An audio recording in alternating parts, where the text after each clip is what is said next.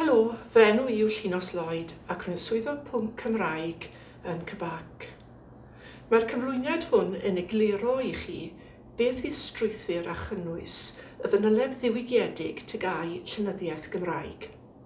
Bydd y fanyleb hon yn cael ei addysgu o fis Medi 2015 ac yn cael ei dyfarnu am y tro cyntaf yn Haf 2017. Dyma chydig o gefndir a chyd-destun i'r fanyleb ddiwygiedig. Yn ystod yr ymgynghoriad ar y fanyleb Tygau Cymraeg Iaith, nodwyd nad oedd angen newid cynnwys y cymhwyster Tygau Llenyddiaeth Gymraeg presennol yn ddiangen. Fodd bynnag, roedd na rai agweddau y dylid i ystyried i newid. Dyma strwythur cyffredinol y fanyleb. Yn wahanol i'r fanyleb Tygau Cymraeg Iaith, mae'r fanyleb hon yn parhau i fod yn fanyleb unedol. Mae nifer yr unedau wedi cynyddu o 2 i 4, a bydd pob uned yn gyfwerth o ran y pwysoli, sef 25%. Fe fydd y fanyleb hon yn parhau i fod yn gynllun heinol, lle bydd 2 o'r unedau yn cynnig 2 bapur, haen uwch a sereni dy, a haen sylfaenol ECI-G. Bydd cyfle asesu ar gael i uned 1 yn Ionawr, ac i unedau 1, 2, 3 a 4 yn yr Haf.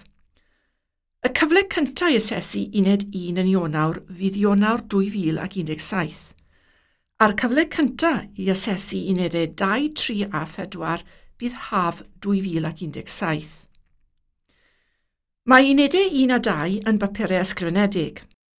Asesir cwestiwn ar farddoniaeth yn uned 1 a chwestiwn ar y nofel yn uned 2.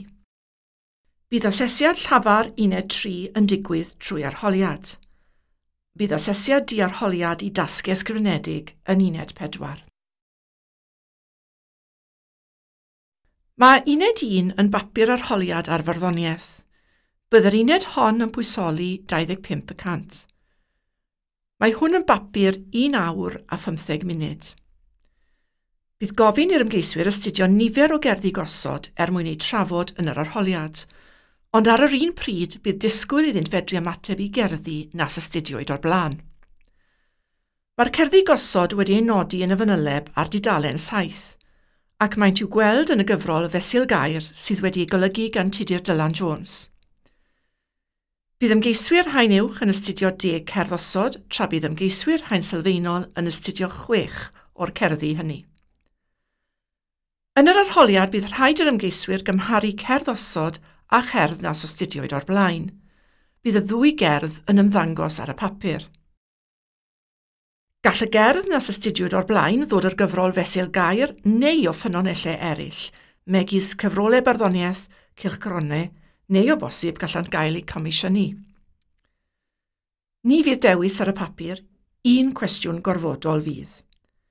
Ni fydd is-gwestiynau, ond fe fydd rhai pwyntiau bwled i'w harwen i ateb y cwestiwn. Mae'r cerddi gosod yn cynnwys ystod o ffurfiau barddonol, a gall y cerddi nas astudiwyd o'r blaen fod felly hefyd. Wrth drafod y cerddi, rydym yn chwilio am yr un sgiliau ac y geir yn y fanyleb gyfredol, sef ymateb yn sensitif a manwl i gerddi mwyn gwerthfawrogi cynnwys a'i neges a'i thema, adnabod y gwerthfawrogi mesurau ac arddull y cerddi a chyflwyno ymateb personol i'r cerddi.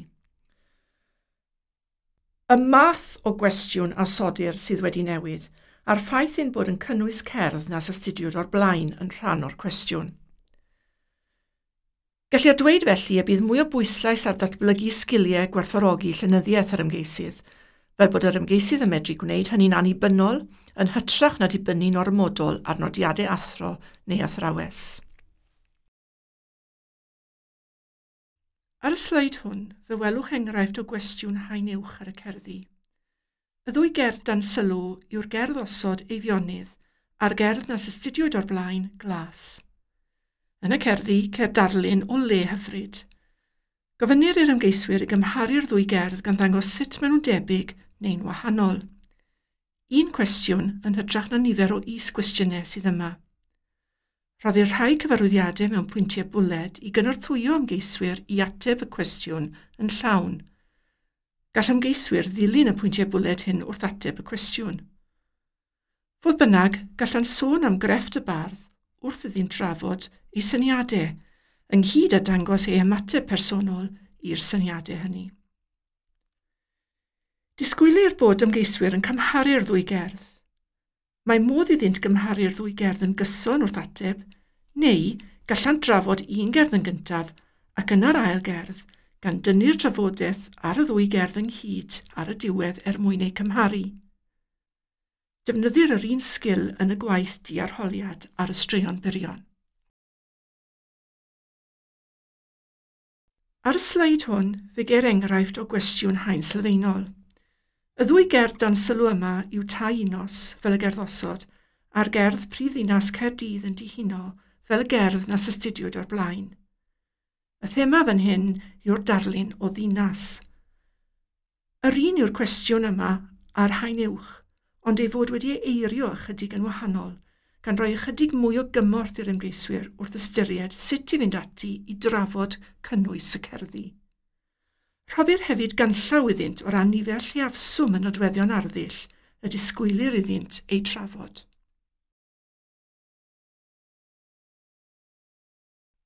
Y nofel fydd cynnwys uned 2.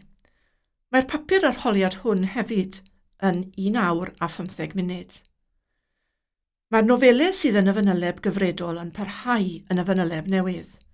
Fodd bynnag, ychwanegwyd 2 nofel newydd. O ran, gan Mererid Hopwood ar gyfer yr haen uwch yn unig, Diffodd y Ser gan Haf Llywelyn ar gyfer yr haen sylfaenol yn unig, a Dim gan Dafydd Shilton ar gyfer y ddwy haen. Bydd y cwestiynau ar y nofelau yn dilyn yr un patrwm ar hyn a geir yn y fanyleb gyfredol. 3 is-gwestiwn ar gyfer yr haen uwch a nifer mwy o gwestiynau ar yr haen sylfaenol. Mae'n anodd iawn gosod yr un cwestiynau ar gyfer pob nofel, oherwydd bod y nofelau yn gwahaniaethu o ran eu ffurf, nifer cymeriadau a chynnwys. Dangosir yma sut y gall cwestiynau wahaniaethu ar ddwy nofel. Mae'r pwyslais ar gymeriadau yn y cwestiynau ar y ddwy nofel. Daw'r cwestiwn cyntaf o gyn bapur ar un o'r nofelau cyfredol.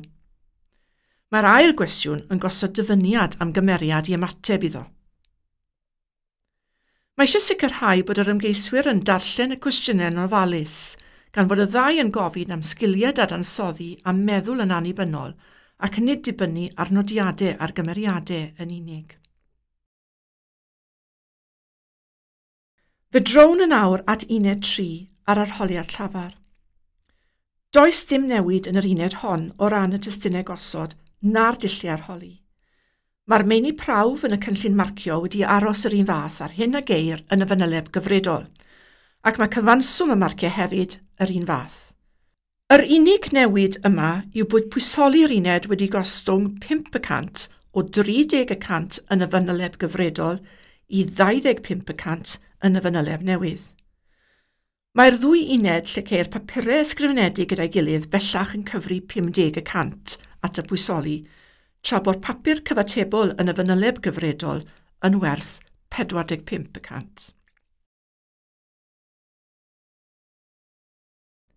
Ymlaen felly at yr uned olaf, sef uned 4 ac asesiad diarholiad. Does dim newidiadau sylweddol yn yr uned hon. Yr un yw'r ffurfiau llenyddol astudur, sef straeon byrion a'r ddrama neu ffilm. Gan nad oes asesiad diarholiad ysgrifenedig yn y cymhwyster tygau Cymraeg iaith, tasg ar gyfer tygau llenyddiaeth Gymraeg fydd y dasg ar ddrama o hyn ymlaen. Yr un llyfrau gosod sydd ar gyfer y straeon byrion, sef 20 stori fer cyfrol 1 ac 20 stori fer cyfrol 2. Byddwn yn hysbysu canolfannau yn y Gwanwyn pa ddwy thema fydd yn cael ei defnyddio o ran y straeon byrion yn y cylch cyntaf, dyfarniadau 2017 a 2018. Fe welwch bod cwestiynau cyffredinol y gellir ei defnyddio i bob thema yn ymddangos yn y fanyleb ar dudalennau 8 a 9. Er enghraifft, trafodwch y modd mae'r thema neu themau yn datblygu yn y ddwy stori a ddarllenwyd gennych. Cofiwch sôn am y modd maent yn defnyddio'r ffurf ac arddull i gyfleu'r thema hon i chi. Neu, disgrifiwch y prif gymeriadau yn y straeon sut maen nhw'n datblygu. Pa nodweddion arddull y mae'r awduron yn ei defnyddio i ddarlunio'r cymeriadau hyn. Ni fyddwn yn nodi pa dasgau sy'n fwy heriol neu'n llai heriol gan fod yr asesiad hwn yn ddi-hain. Bydd y cwestiynau sy'n fwy thema benodol yn cael eu rhoi ar y wefan ddiogel yn y gwanwyn. Ar ôl cael mynediad i'r wefan ddiogel, cliciwch ar asesiadau dan reolaeth ac yna chwiliwch yn y rhestr am tygau llenyddiaeth Gymraeg a chlicio yno i ddod o hyd i'r tasgau dan sylw. Ychwanegwyd rhai dramau newydd sydd wedi cyhoeddi yn ystod y flwyddyn ddiwethaf i'r rhestr o destunau addas. Ychwanegwyd hefyd gyfarwyddyd wrth ddewis tasg ymson neu ddyddiadur pan fydd y ffurfiau hyn yn ymddangos yn y ddrama. Dylech edrych ar dudalen 10 y fanyleb ar gyfer hynny.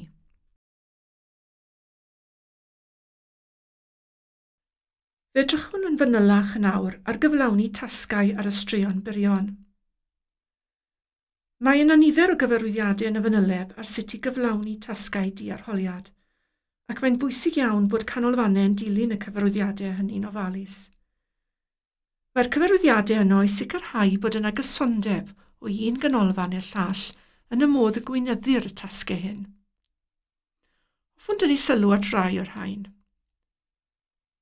Fe fydd athrawon wrth reswm yn cynghori ymgeiswyr wrth baratoi at y dasg. Cofiwch, cyngor cyffredinol ddyle hyn fod. Yr ymgeisydd ei hun sydd i benderfynu beth fydd cynnwys ei waith. Mae'r dasg hon ar y straeon byrion yn dasg sy'n cael ei chyflawni o dan reolaeth uchel, ac felly rhaid sicrhau y cedwyr at y gofynion o dan yr ymodau hynny. Wrth gyflawni'r dasg, ni ddylai ymgeiswyr gyfathrebu mewn unrhyw fodd a'i gilydd. Caiff yr ymgeiswyr wneud nodiadau byr ar un ochr tudalen A4 yn unig o flaen llaw. Ni ddylai fod unrhyw waith ystynedig ar y daflen hon megis brawddegau na pharagraffau. Pwyntiau bwled byr yn unig. Mae'r ymgeiswyr yn cael defnyddio copïau glân o'r straeon yn yr asesiad, ac felly gallant weld dyfyniadau ag ati yn y straeon. Rydym yn caniatáu 2 awr a hanner erbyn hyn i ymgeiswyr gyflawni'r dasg. Nid oes hawl gan ymgeiswyr adolygu nac ail ddrafftio'r gwaith. Awgrymir nifer o eiriau rhwng 500 a 1500. Wrth asesu, dylech fod yn ymwybodol bod ambell newid wedi digwydd yn y cynllun marcio. Mae'r cyfanswm marciau wedi newid ac wedi haneru. 30 marc yw'r cyfanswm erbyn hyn, gydag 20 marc am amcan asesu 1 a 10 marc am amcan asesu 2. Mae'n bwysig iawn eich bod yn cyfarwyddo eich disgyblion i drafod arddull y straeon yn ogystal â'r cynnwys.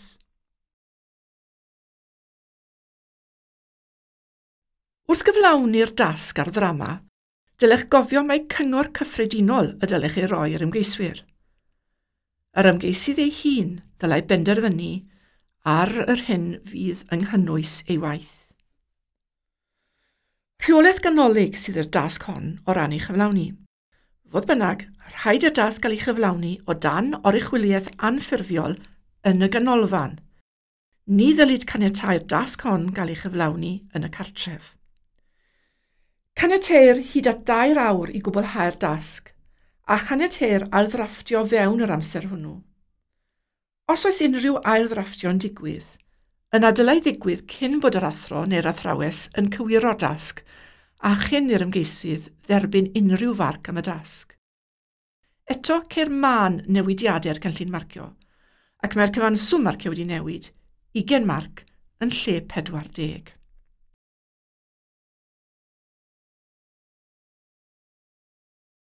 Yn 2017, y gellir cofrestru ar gyfer unrhyw uned ar gyfer y cymhwyster am y tro cyntaf. Gellir cofrestru ymgeiswyr ar gyfer uned 1 yn Ionawr ac unedau 1 i 4 yn yr haf. Haf 2017 fydd dyfarniad cyntaf y fanyleb newydd. Rhaid o leiaf 40% gael ei gymryd ar ddiwedd y cwrs. Yn ogystal â manyleb a defnyddio asesu enghreifftiol, byddwn hefyd yn cynnal sesiynau datblygiad proffesiynol parhaus, paratoi ddysgu manyleb newydd, yn ystod Gwanwyn 2015.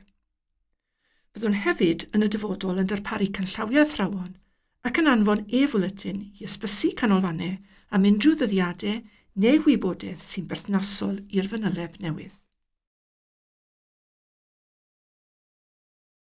Mae yna nifer o adnoddau newydd ar y gweill i gefnogi'r addysgu a dysgu'r fanyleb newydd. Bydd yr rhain yn ymddangos ar wefan adnoddau CBAC. Bydd adnodd ar y cerddi newydd yn cael ei baratoi. Bydd adnodd ar gyfer pob un o'r nofelau newydd o ran, dim a diffodd y ser. Fe fydd rhannau ohonynt ar ffurf drafft ar gael yn yr hyfforddiant yn y Gwanwyn.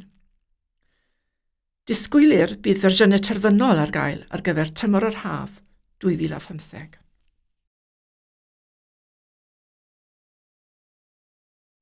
Mae llawer o adnoddau ar gael yn rhad ac am ddim ar wefan CBAC, a hynny drwy fynd i dudalen pwnc benodol, gwefan adnoddau addysgol CBAC a gwefan adolygu arholiadau ar-lein.